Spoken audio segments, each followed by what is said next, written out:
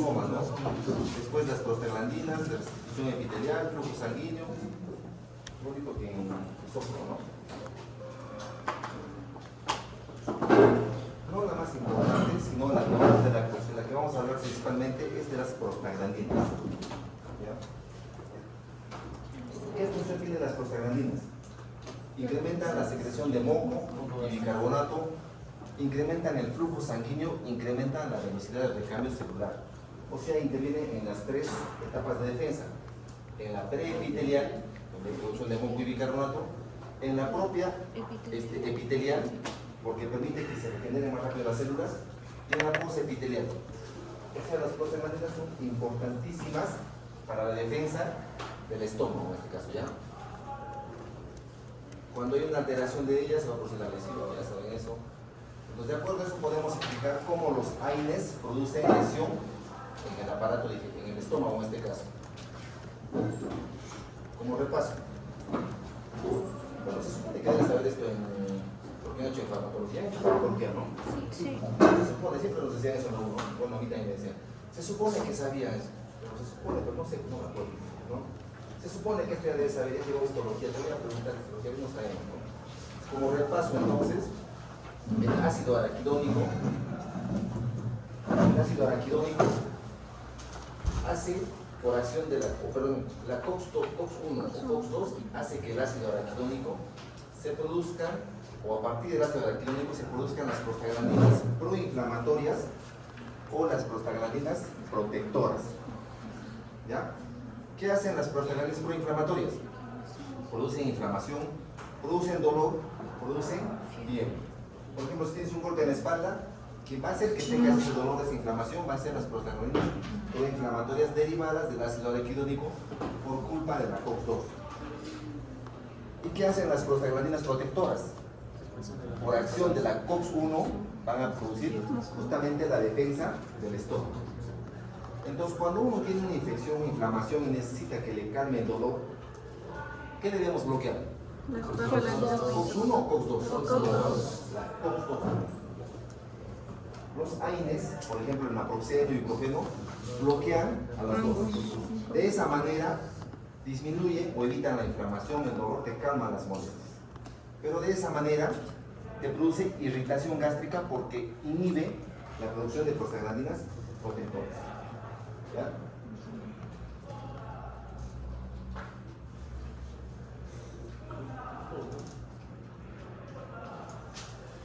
¿Ya?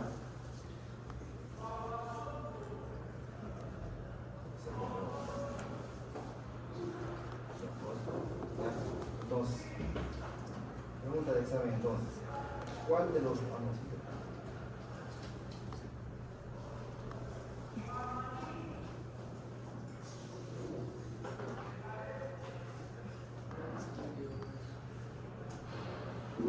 Entonces, la pregunta que siempre hacen los pacientes, por lo que analizan y dicen, doctor, yo no tomo pastillas, prefiero que me ponga ampolla, porque si tomo pastillas me va a lastimar mi estómago. ¿Es correcto esa afirmación? O lo que dicen, no, póngame ampollita, póngame el diclofenaco, porque eso como no va a llevar al estómago, no me va a lastimar. ¿Es correcto eso o es incorrecto eso? Incorrecto, ¿no? Porque en la fisiopatología el mecanismo por el que produce el daño es por la inhibición de las prostaglandinas. ¿Ya? ¿Qué medicamento inhibe selectivamente la COX-2? Es el celecoxib. Celecoxib sobre todo, porque de todos el que más inhibe básicamente a la COX-2. ¿Ya? Anoten ese nombrecito. Inhibidores selectivos de la COX-2. Creo que responde el doctor esa pregunta, aunque entre algún examen esta pregunta. ¿Ya? Pueden poner una pregunta a paciente que requiere dolor intenso, por náuseas, vómitos, lo que sea, y se le prefiere dar un medicamento que no le lastime mucho el estómago, pero que le calme el dolor. ¿Qué van a marcar si les ponen? Es inhibidor de la COX-2. Si les ponen inhibidor de la COX-1, no, probablemente van más daño. ¿Ya? Hablemos ahora del Helicobacter, que se ha cerrado.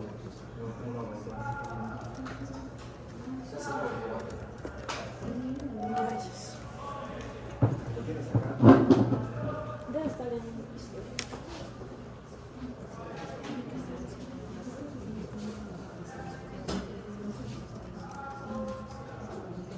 ¿Han visto el video que les he mandado? Hace tiempo. ¿No han visto, no? Hace tiempo. Les preguntaré entonces para ver si se acuerdan. La pregunta simple ya. Mientras va buscando nuestra compañera.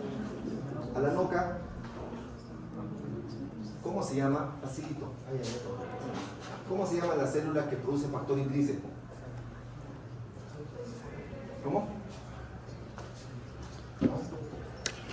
Monzón. Monzón. ¿Hay dos monzones?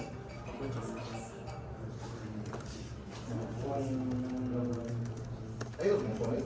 No, Monzón Canales. Pintado. ¿Cómo se llaman las células que producen factor intrínseco? Células parentales. Quispe Bellido. ¿Cómo se llaman las células que producen somatostatina?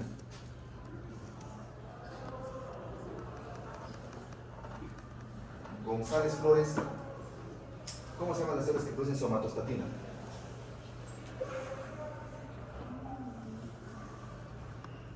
Augusto Concha. ¿Cómo se llaman las células que producen somatostatina?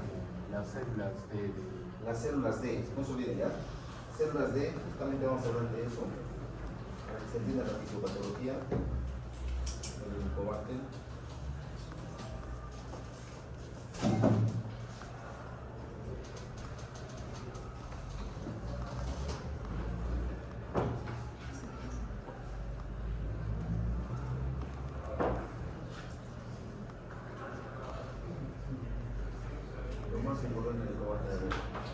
¿Cuánto por ciento de la población tiene Helicobacter pylori? De la población peruana en este caso.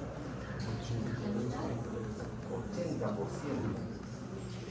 O sea, de ustedes que son ahorita como 40, ¿cuántos tienen Helicobacter?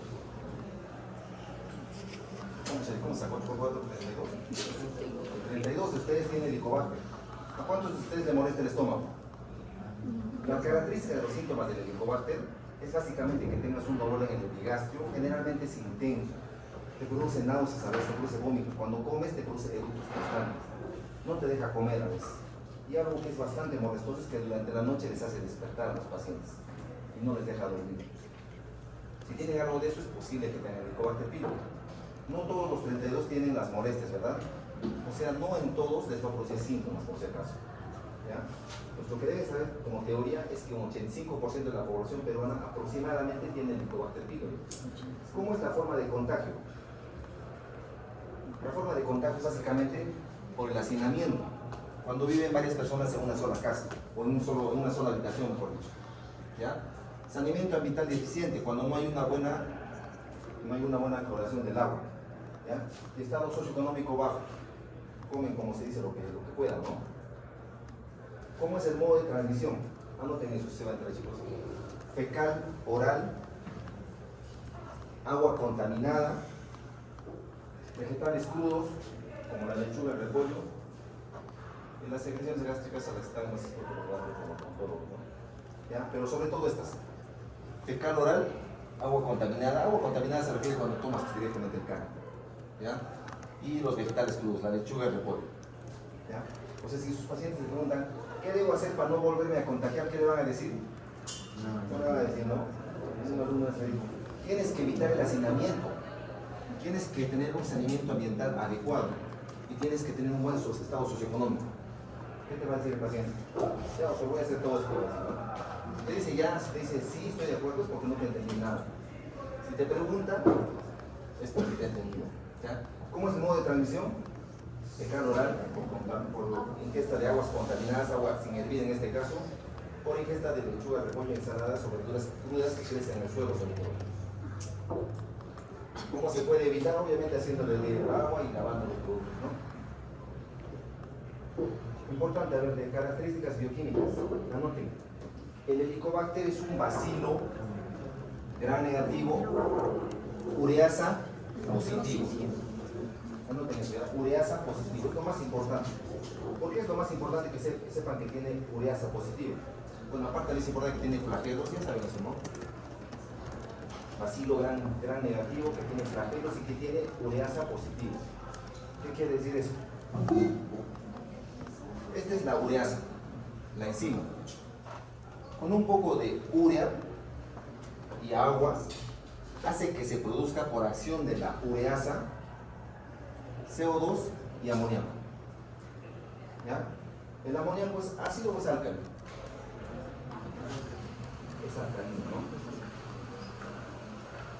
Entonces, el amoníaco va a permitir que sea un micronicho y va a neutralizar la acidez del estómago.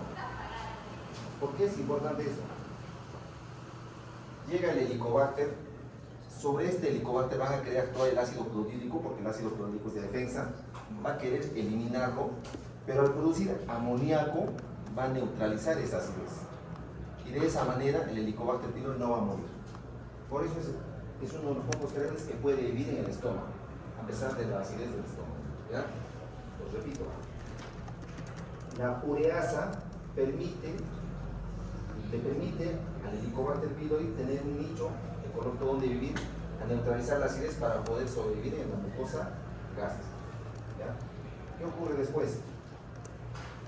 Produce enzimas mucolíticas y atraviesa el moco. Llega a la célula epitelial. Y ahí es donde empieza la reacción. ¿Qué es lo que ocurre? El cuerpo, el cerebro en este caso, al reconocer que hay bacterias en la superficie del estómago, ¿qué hace? Va a mandar a los neutrófilos, polimorfófilos, todas las defensas, a eliminar estas bacterias. Y al eliminar a las bacterias, o al querer eliminar, va a lastimar ¿a quién? Epitelio. Al epitelio. Esa es la manera como el helicobacter puede producir gastritis, úlcera, o más adelante incluso el cáncer. ¿Ya? Eso es semiología, fisiopatología, es necesario, la información lo que les acabo de mencionar, esto todo es importante.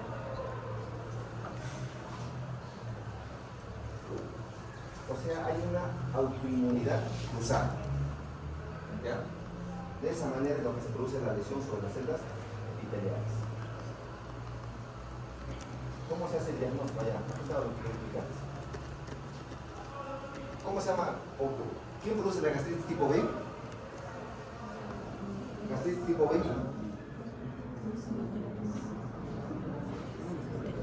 ¿Quién produce la gastritis tipo B? El Helicobacter pylori. El Helicobacter pylori, cuando está en el antro, porque cuando afecta al antro, es básicamente tipo B, ¿no? La Helicobacter, va a producir lesión de las células D. ¿Qué hacían las células D? Somatostatina. Si las células D están lesionadas o destruidas, no se produce somatostatina. ¿Y qué función cumple la somatostatina? Inhibe a las células G o las controla. Como no hay somatostatina, no hay quien las controle a las células G. Entonces, ¿qué hace las células G? Aumenta la producción de células G y estimula mayor cantidad o produce mayor cantidad de gastrina. ¿Y esa gastrina a quién va a estimular? A las células parietales. Entonces, la producción de ácido clorhídrico en gastritis tipo B está aumentando. Entonces, la cantidad de ácido que llega, o el ácido que llega al duodeno tiende a lesionar al duodeno y por eso produce úlcera duodenal. Ojalá que se acuerden de eso. Almanza. ¿Y cómo está el ácido clorhídrico en la gastritis tipo A? Acá hay producción aumentada de ácido clorhídrico. ¿Cómo está? Disminuida porque ataca a las células parietales. Acá en este caso hay una hiperestimulación de las células parietales. Y en la gastritis tipo A hay una destrucción de células parietales. Como no hay quien produzca ácido clorhídrico, en gastritis tipo A está disminuida la producción de ácido clorhídrico y ahí entonces hay hipoclorhídrico. ¿Ya? ¿Es verdad, no? En resumen, como para que lean, ya saben, ya les recuerdo que cuando el helicobacter afecta básicamente al antro, ¿cuál es su complicación principal? Úlcera duodenal, por lo que les acabo de explicar. Y cuando afecta al antro y luego progresa, sube, afectando el cuerpo y fondo, va a producir pangastritis.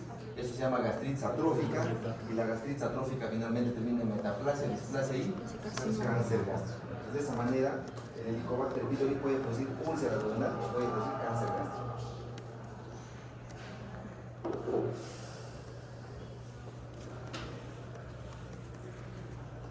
¿Cuál es la causa más frecuente de úlcera duodenal?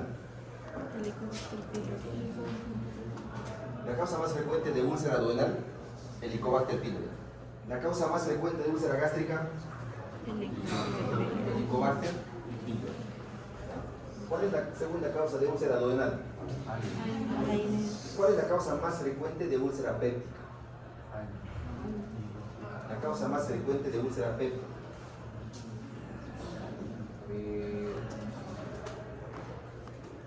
Guamán Flores, ¿cuál es la causa más frecuente de úlcera péptica? Del Pozo, Guevara,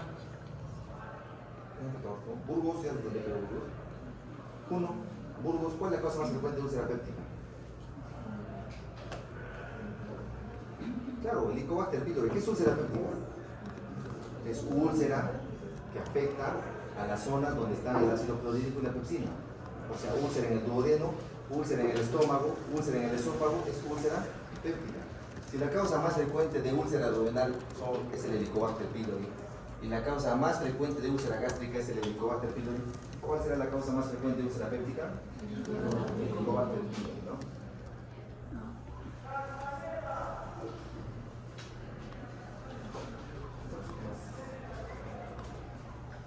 Métodos diagnósticos de Helicobacter pylori. Anoten, a ver, como se puede más fácil. Métodos invasivos, métodos no invasivos. Métodos invasivos, pónganle, requiere endoscopía. Métodos no invasivos no requiere endoscopía. Entonces, ¿la biopsia será un método invasivo o no invasivo? Invasivo. Invasivo, porque es la única manera como va a tomar biopsia. ¿Y el test de ureasa? No invasivo. El cultivo. En estos tres casos, en la biopsia, en la prueba de ureasa, en el cultivo, se toma una muestra. Y es lo que se hace analizado. En el caso de la biopsia gástrica, se mira al microscopio, obviamente, ¿no? Y se ven las células, este tipo de células, para decir que es Helicobacter. Tinción que se utiliza en hematoxilina y eosina. ¿El test de ureasa en qué consiste?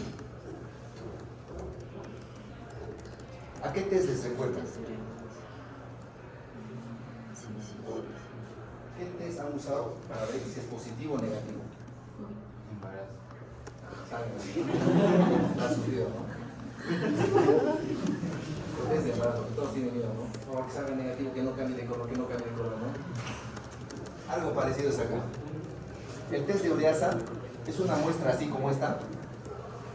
Tú le tomas una biopsia, o sea, muerdes un pedazo de estómago y le pones, en este caso, la muestra. Si lo que está amarillo cambia a color rojo, es positivo. ¿En cuánto tiempo sale este examen? Más o menos puede ser entre 5 minutos hasta unas 5 horas, puedes esperar. Ese es el test de ureasa. ¿Ya? El test de ureasa es método invasivo o no invasivo. Invasivo. Invasivo porque necesita que tomes una biopsia. ¿Ya? Otro que utilizan también es con los líquidos.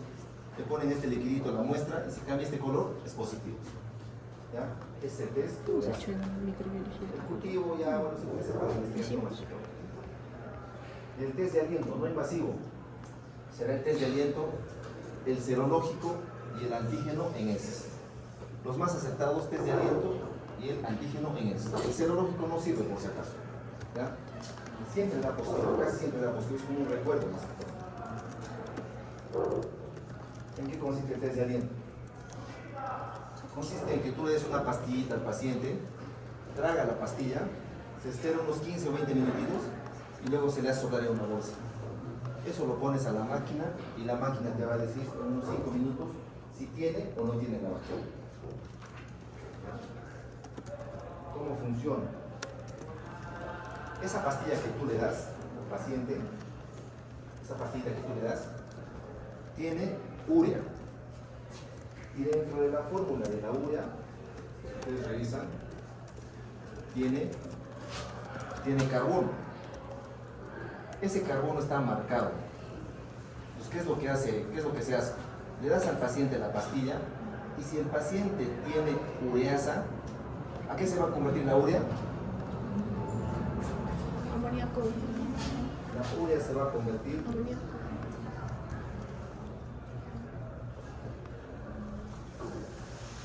se va a convertir el CO2 y amoníaco. Pero este carbono está marcado. Cuando el carbono está en el aparato digestivo, ¿a dónde pasa después? ¿Por dónde se elimina ese carbono? Por los pulmones.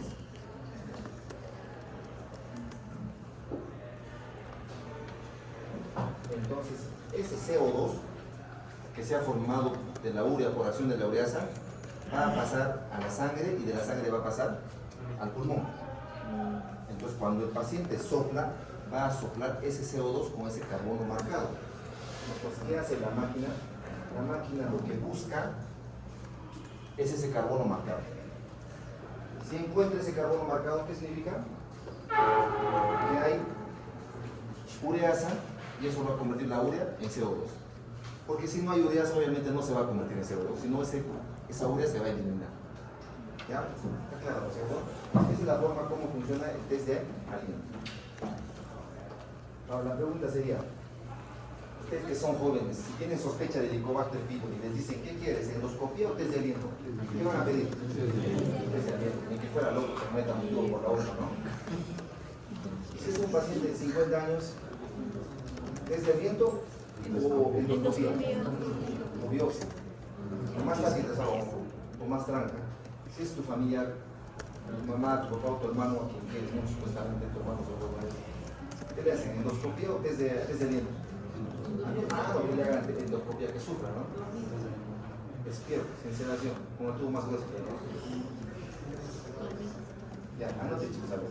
Cuando es un paciente mayor de 45 años, cuando hay sospecha de que pueda tener neoplasia, o sea, cáncer, úlcera, algo orgánico, sí o sí se hace la endoscopía.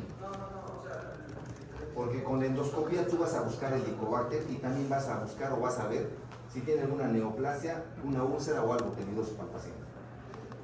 El test de aliento no te va a ayudar a ver eso, únicamente te va a ayudar a ver si el paciente tiene un Helicobacter. ¿Ya? ¿Ya? Entonces le has hecho la endoscopía a un paciente de 50 años, has visto que no hay tumor, no hay cáncer, solo hay Helicobacter porque le has hecho el test de ureasa o la biopsia. Ha recibido tratamiento 15 días y necesita saber si tiene Helicobacter o no. ¿Qué examen le van a hacer? ¿Endoscopía o test de aliento? Test de aliento, porque ya en la endoscopía previa has visto tú que el paciente no tenía nada malo, no justifica que le hagas nueva endoscopía. ¿Está claro? Les pongo otro caso clínico. Le haces la endoscopía y ves una imagen sospechosa, una imagen elevada que parece un tumor o un cáncer, no sabes qué es. ¿Qué prueba rápida o qué prueba le vas a hacer? ¿El test de ureasa o la biopsia? La biopsia, porque tienes que saber qué prueba o qué es esa lesión o esa masa que está teniendo. ¿Ya? ¿Está claro, no es cierto? Hay varios casos clínicos para ponerse en el examen por si acaso. Y en el examen, si no me equivoco, van a entrar casos clínicos, chicos, a veces clínicos el bien, ¿verdad? Tienen que analizar casos clínicos en el doctor. ¿Cuál es el tratamiento? De memoria tiene que ser, chicos, ¿ya? ¿Cuáles son los medicamentos que se usan? Anoten, a ver, para los que no saben, amoxicilina, claritromicina y un inhibidor de bomba de protones. El omeprazol, el esomeprazol, lo que ustedes quieran. Y si les pregunto cuál es el tratamiento, cuál es la dosis que se tiene que utilizar, ustedes tienen que poner omeprazol, en este caso 20 miligramos cada 12 horas, anoten eso. Claritromicina, 500 miligramos cada 12 horas. Y amoxicilina, 1 gramo, pónganle bien clarito por favor, 1 gramo cada 12 horas. ¿Ya? Todo eso por 14 días. Se acepta que sea 7 días, algunos en 10, solamente usamos 14 días. ¿Ya? 20 miligramos cada 12 horas. A veces preferimos cuando estamos en la parte privada usar el esomeprazol de 40 para que sea mayor, para que tenga mejor efecto. ¿Ya? Sobre todo amoxicilina, que quede bien claro, es cada 12 horas, es 1 gramo.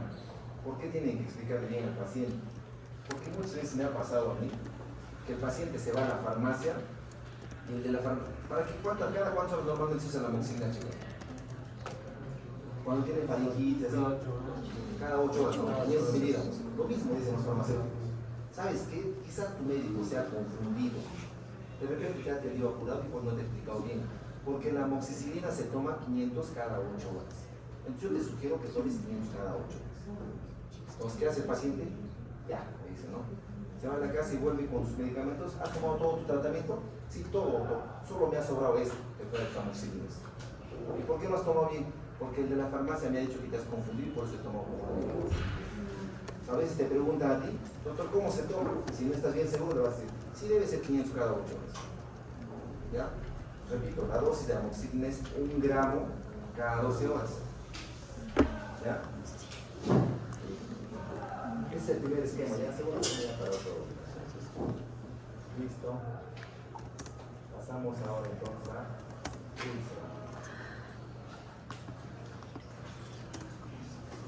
¿Qué es úlcera péptica? Lo acabo de decir. Pues vamos a preguntar bien, para que escuchen sobre todo, ¿ya? Guido Arenas, ¿qué es úlcera péptica? Concepto simple.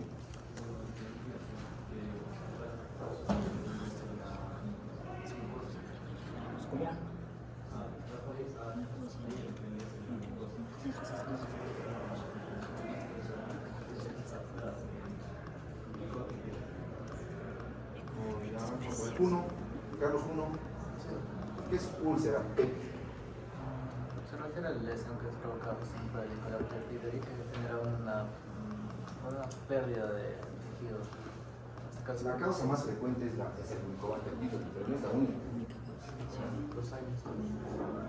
A ver, ¿qué es de hecho? Para que se acuerde, para que no se olvide. Es una pérdida de continuidad. En zonas expuestas a la actividad ácido péptico. No es lo mismo decir úlcera péptica que decir úlcera del sacro, por ejemplo. Si les pregunto, ¿dónde está la úlcera del sacro? Pues en el sacro, ¿no? Úlcera en el hombro, ¿dónde está la úlcera? En el hombro. Y si les digo úlcera péptica, ¿dónde está la úlcera?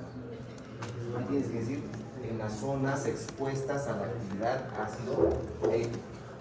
O sea, puede ser una úlcera duodenal, puede ser una úlcera gástrica, puede ser una úlcera del esófago cuando regresa, cuando hay reflujo, puede ser una úlcera donde se ha operado el estómago, se han astomosado con el intestino. La respuesta es básicamente úlcera en zonas expuestas al ácido y a la pepsina. Péptica viene de pepsina. ¿Ya? Ese es el concepto. Diferencias entre úlcera, esta diferencia entre todo lo que ustedes, bueno, ustedes saben, ya han entendido, ¿no? Cuando hay desequilibrio entre los factores defensivos y agresivos, va a haber una lesión de la mucosa que puede producir gastritis, puede producir úlcera, y si es en el esófago, esofagitis, ¿no? Esto está más que entendido, ¿no?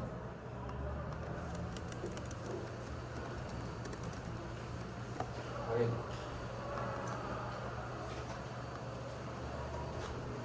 Manuel, la loca, Manuel, ¿te pronto allá? ¿No? Sí. Bueno, ¿no? Delgado, ¿cómo está la producción de ácido clorhídrico en úlcera duodenal?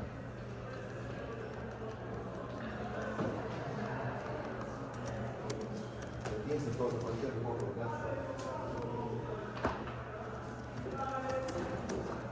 Collantes, ¿cómo está la producción de ácido clorhídrico en úlcera duodenal? Aumentada. ¿Por qué? Ahora te vas a ver. Oblitas, ¿por qué la producción de ácido clorhídrico en úlcera duodenal está aumentada? Claro, porque ¿cuál es la causante principal de úlcera duodenal? El Helicobacter pylori. ¿Y qué hacía el Helicobacter pylori con el ácido clorhídrico? Mataba las células D, luego, después de matar las células D, inhibía la producción de somatostatina. Eso hacía que la gastrina produzca más, esté más producida, y eso estimula más a las células parietales, y con eso las células parietales producen más ácido clorhídrico. Esa es la explicación por qué en úlcera duodenal la secreción está normal o aumentada. ¿Y por qué en úlcera gástrica la secreción está disminuida? ¿Cuál es la principal fisiopatología de úlcera gástrica? En la úlcera gástrica, que básicamente afecta al cuerpo y fondo, cuando puede afectar también al fondo, generalmente se caracteriza porque hay atrofia. Y atrofia significa disminución de las células parietales. Como hay disminución de las células parietales, la producción de ácido clorhídrico va a estar disminuida. ¿Ya? Por si acaso puede haber gastritis atrófica antral, también puede haber por si acaso, ¿ya? Cuando el Helicobacter pylori asciende, sube, lastima el fondo del cuerpo, va a producir gastritis atrófica del fondo del cuerpo, pero también puede producir una gastritis atrófica del ano, ¿ya? No es lo característico, pero puede producir, ¿ya? No se olviden esto, por favor, ¿ya? Úlcera gástrica, la producción de ácido clorhídrico está disminuida o normal. Úlcera duodenal, la secreción de ácido está aumentada o normal. Ya saben por qué está aumentada, ¿no? Hay estudios que han hecho también justamente para confirmar eso. El Helicobacter pylori hemos hecho felizmente.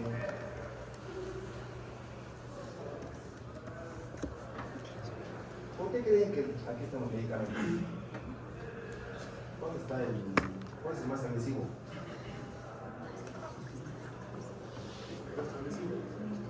La aspirina, ¿no? El ketoprofeno.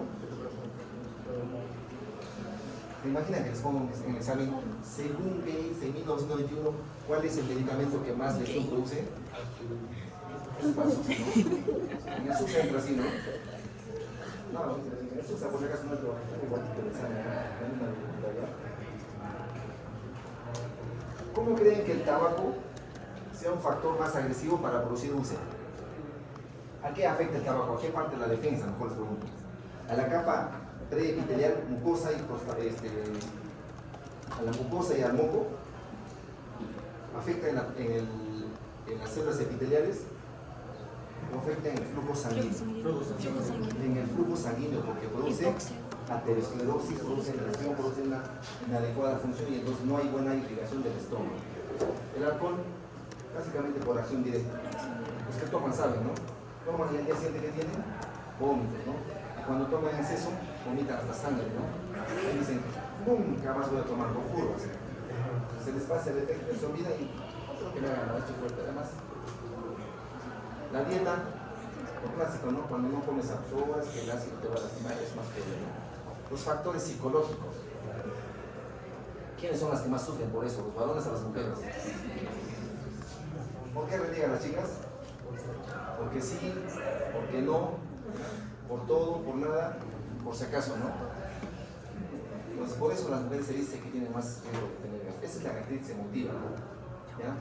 ¿Por qué la gastritis emotiva se produce? ¿Qué tiene que ver con el estrés?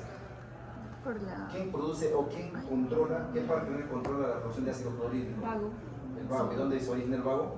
En el cerebro, ¿no? Cuando uno se estresa más, se estimula más la producción de ácido clorhídrico. Esa es la famosa gastritis emotiva que dice. Muchos reniegan. Cuando viene un paciente mujer y está con su mamá, no hay pierde. Es muy renegona, ¿no? Casi siempre la mamá dice sí, muy renegona. Pero si viene con el enamorado. Y todo renegona, no sé qué hacer. Anatomía patológica, es importante la anatomía patológica. La clínica, la diferencia. A ver, denle una leidita porque les voy a contar a todo, a cualquiera, sobre todo con los alimentos, anorexia y pérdida de peso.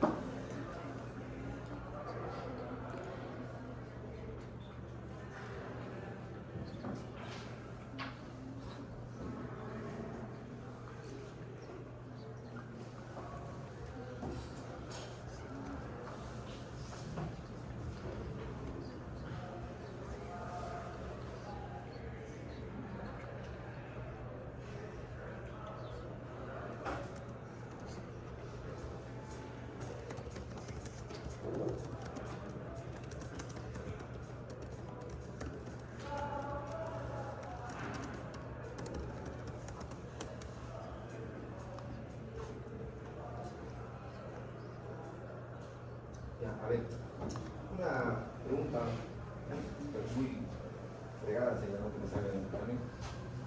¿En cuál de los dos pacientes tiene más riesgo a subir de peso, a sufrir obesidad? ¿El que tiene úlcera duodenal o el que tiene úlcera gástrica? ¿Por qué?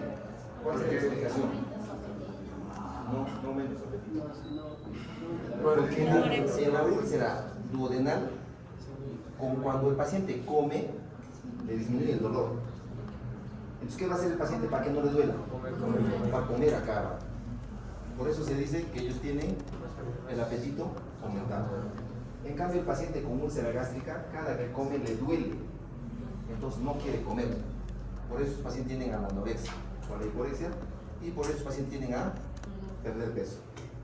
¿Ya? No ocurre generalmente, pero sí, este día casi se come. El de con los alimentos. Pero es de forma distinta, pero teóricamente aprendemos, ¿verdad? Y el concepto de úlcera péptica es este, ¿ya? En ocasiones por la noche, despertando al paciente. Característico de úlcera péptica. De las dos úlceras, ¿cuál es más por la noche? ¿La duodenal o la gástrica? Gástrica. ¿Ya? Pero cuando te pregunten de úlcera péptica, aprendan a hacer todo lo que está en amarillo. ¿Ya? Que aumenta por la noche, despertando al paciente y mejora con los alimentos. Porque si se dan cuenta, esta característica es de úlcera gástrica y esta de acá es de úlcera duodenal. ¿Ya? Pero si les preguntan en general cuál es úlcera péptica, cuál es la característica, 1 o 2 horas o 3 horas después de las comidas, por la noche y despierta al paciente. Si les preguntan de forma específica cuál de las dos úlceras empeora con los alimentos, úlcera gástrica. ¿Cuál mejora o disminuye con los alimentos? Úlcera gástrica. ¿Ya? ¿Qué haces cuando un paciente tiene úlcera? Primero vayamos a las complicaciones. ¿Cuál será el mejor método de diagnóstico? Endoscopía. Antes se utilizaba todavía la radiografía, le dabas un contraste y si aparecía esa imagen por lesión, se aumentaba acá, eso era una úlcera. ¿Ya? En estos tiempos, teniendo endoscopía, le vas a la radiografía, ¿no? El mejor método diagnóstico para el diagnóstico es la endoscopía. ¿Ya? Y se puede hacer despierto, con sedación, se puede hacer de varias maneras, ¿verdad? Hasta como anestesiólogo se puede hacer, para los que tengan miedo y tengan necesidad. Vamos a ver. ¿Qué forres es eso, chicos? 3. ¿Cómo es forres 3? Mancha limpia. Lo que no saben, anoten. Forres 3, mancha limpia. ¿Ese qué forres es? Forres 3. ¿Ya? Porque se ve una mancha limpia, mancha blanca. Eso es fibrino. No esa palabra, ¿ya? Fibrino. ¿Qué forres será eso? Forres 3. ¿Ya? Mancha limpia, fibrino. Acá ven que ya cicatrizó. ¿Se dan cuenta cómo lo deforma el estómago? Normalmente es así, pero el estómago se deforma cuando hay una úlcera.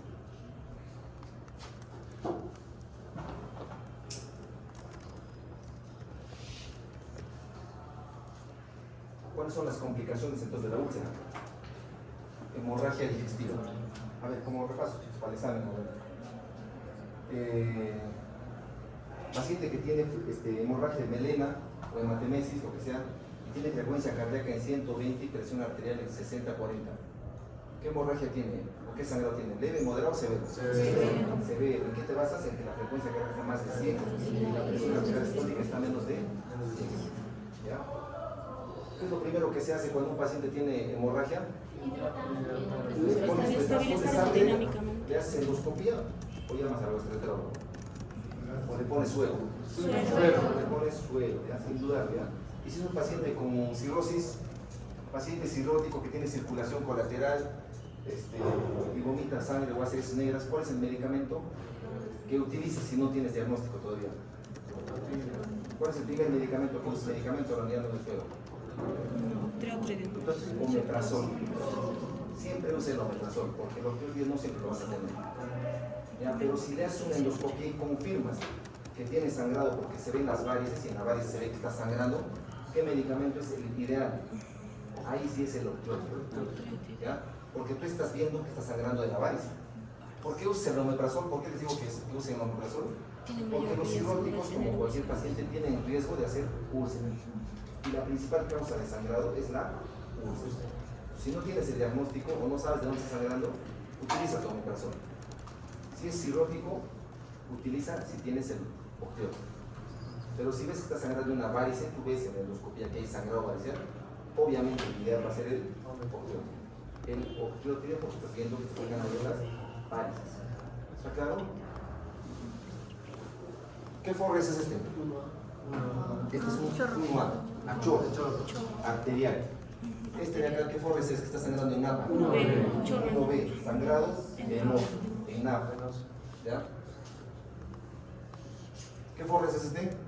1B, en napa. Este que está sangrando a chorro, 1A. Este que está una úlcera con mancha limpia, filina, 3. forres 3. Este que se ve con mancha de matina, mancha sucia, ese es 2C. ¿Ya? Acá se ve el coágulo adherido. 2D, donde se ve el vaso. El brazo visible. ¿Ya? Para los que no saben, para repasar, 1A, sangrado a chorro, es arterial, tiene más riesgo de resangrado obviamente. 1B, en napa, venoso. 2A, vaso visible, el vaso se ve. 2B, coágulo adherido. Y 2C, base sucia, y el forres 3, base limpia. ¿Ya? Si te llegara un paciente a tu centro de salud, estás en tu salud, digamos, y te llega un paciente que se ha escapado del hospital, digamos así, y te viene con tu úlcera, o con su informe de úlcera, y te dice, úlcera duodenal forres 3. ¿Qué haces con ese paciente? Lo mandas al hospital en ambulancia, le dices que se vaya a su casa o lo hospitalizas. Lo mandas a su casa porque el resangrado es mínimo. ¿Ya? Desde el forres 2C, ese paciente se puede ir de alta. Pero los que están antes se quedan en el hospital, y estos dos es súper emergencia porque ese paciente se puede morir incluso. ¿Ya? Está claro, ¿cierto? Forres 12 se puede dar de alta, forres 3 con más tranquilidad, y el tratamiento, anoten eso por favor, para úlcera duodenal, úlcera gástrica, es los inhibidores de bomba de protones por 2 meses. ¿Ya? No se olviden eso, por 2 meses tienen que tomar por ese tratamiento para que cicatrice bien. ¿Qué es la perforación? ¿Qué diferencia hay entre perforación y penetración? Perforación es este huequito, será hacia la cara anterior o hacia la cara posterior del abdomen. ¿Cómo lo ven? Anterior. Es hacia la cara anterior. ¿Ya? O sea, la perforación es una solución de continuidad hacia la cavidad peritoneal. ¿Ya? Y la penetración es una solución de continuidad, en este caso, ¿qué está detrás del estómago, próximo al estómago y al duodeno, sobre todo en el duodeno, que es más frecuente? El páncreas. La penetración generalmente es hacia la cara posterior. ¿Ya? Entonces, si la perforación es hacia el peritoneo, ¿qué puede producir? Peritonitis. ¿Cuál es más severo? ¿La peritonitis o la pancreatitis? ¿Cuál necesita operación urgente? Peritonitis. ¿Ya? Como dice ahí, el dolor se produce de forma intensa, brusca, como una puñalada a veces en el paciente, como si hubiera acuchillado, y después el dolor se va a todo el abdomen, o sea, a todo el peritoneo. Sale el jugo gástrico ahí y va a irritar y va a producir peritonitis. Es una emergencia quirúrgica, por si acaso, la perforación, ¿ya? Más frecuente en úlcera duodenal que en úlcera gástrica, no se tiene sitio, por favor, ¿ya? Más. A ver, tengan una leída, chicos, todo eso.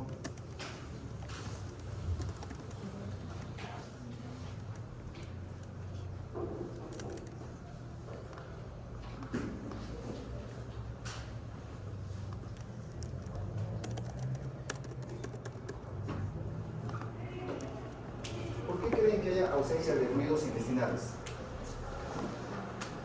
Porque obviamente con una apendicitis que se perfora, el ácido va a llegar al intestino y por eso el intestino se queda quieto. Y como se queda quieto, entonces no hay ruidos intestinales, no hay ruidos intraéreos. ¿Por qué hay ausencia de matidez hepática? Porque el gas se va a poner entre la pared abdominal y el hígado. Cuando tú hagas la percusión, no vas a sentir la matidez habitual. ¿Ya? ¿Y cuál es el examen que se debe solicitar cuando es sospecha de peritonitis por perforación? Radiografía simple del abdomen. ¿Se hará endoscopía? No. ¿Se debe hacer? Está contraindicado. ¿Ya? El examen que se pide inicialmente es la radiografía de abdomen simple de pie. ¿Ya? Ya han leído las características del dolor, ¿no? Es intenso, súbito, se puede ir a todo el abdomen y se va, se irradia hacia los hombros. ¿Ya? Y la penetración es más infrecuente, generalmente va a producir pancreatitis o irritación del páncreas o dolor similar a la pancreatitis. ¿Ya? Y la estenosis quinótica, ¿se acuerdan de estenosis péptica en el esófago? ¿Qué producía cuando producía estenosis péptica? Disfagia. Pues algo parecido acá, la comida no va a poder pasar al intestino. Esta úlcera cuando cicatrice, muchas veces puede ser que el duodeno quede así, adelgazado, y no pueda pasar la comida. Si la comida no puede pasar y se queda atorada en el estómago, ¿qué síntomas van a producir? Dolor ¿Qué pasa si la comida está todo el tiempo en el estómago? Dolor abdominal por Aparte del distensión. dolor, ¿qué ocurre cuando el estómago se distiende? ¿Qué estimula? Va a estimular a que se produzcan las náuseas y el vómito. Entonces el paciente va a tener náuseas y vómitos después de comer, sobre todo, porque come más, se distiende más y estimula el vómito. Y si la comida no puede pasar al intestino, ¿qué pasa con este líquido? Si se expulsa por la boca, va a producir deshidratación. ¿Ya? Y el paciente va a bajar de peso. Entonces va a producir deshidratación, síndrome emético, y el paciente va a bajar de peso de acuerdo al paciente. ¿Ya? Cuando tenga un paciente con náuseas y vómitos después de comer, o que tenga llenura precoz, sobre este deshidratado tienen que pensar en una úlcera péptica, en una estenosis o incluso en un cáncer. ¿Cuál es el tratamiento? Inhibidores de bomba de protones. Sobre todo eso, los inhibidores de bomba de protones.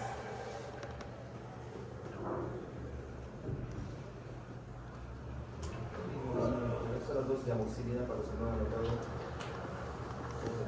Duramos de amoxicilina por si acaso ya.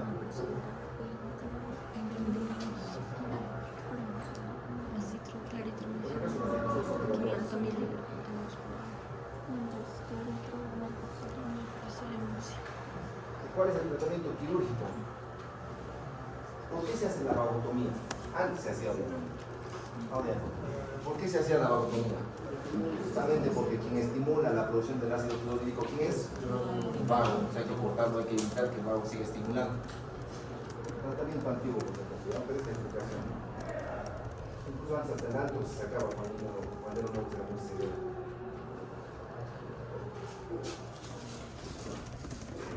A ver, 5 minutos por descanso, ¿ya?